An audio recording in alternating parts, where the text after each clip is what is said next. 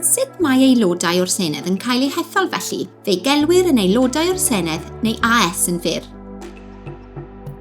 O 2026 ymlaen, caiff Cymru ei rhannu yn 16 ardal, sef etholaethau.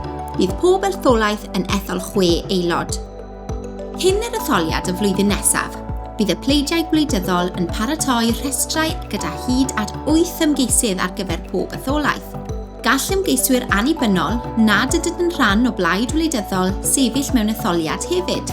Ar ddiwrnod yr etholiad, byddwch yn cael papur pleidleisio a bydd gennych un bleidlais dros y blaid neu'r ymgeisydd annibynnol yr hoffech iddo eich cynrychioli yn y Senedd. Os bydd plaid yn ennill digon o bleidleisiau, bydd yn ennill un neu fwy o seddi yn y Senedd. Felly, os bydd plaid yn ennill 2 sedd mewn etholaeth, bydd y 3 pherson uchaf ar ei rhestr yn dod yn aelodau dros yr etholaeth honno. Os bydd ymgeisydd annibynnol yn ennill digon o bleidleisiau, bydd hefyd yn dod yn aelod o'r Senedd ar gyfer y etholaeth honno.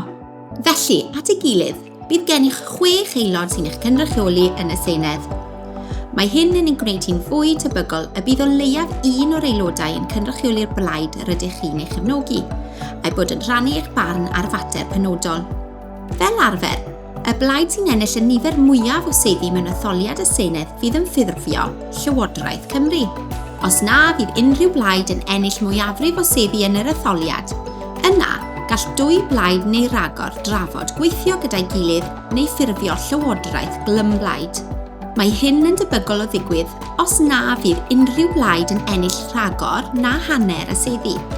Mae'r aelodau yn dewis llywydd sy'n cadeirio cyfarfodydd yn y Senedd. Maen nhw hefyd yn dewis y prif weinidog sy'n cael ei benodi gan y brenin i arwain Llywodraeth Cymru. Bydd y prif weinidog yn penderfynu, gyda chymeradwyaeth y brenin, pa aelodau o'r Senedd ddylai ymuno â Llywodraeth Cymru fel gweinidogion Cymru.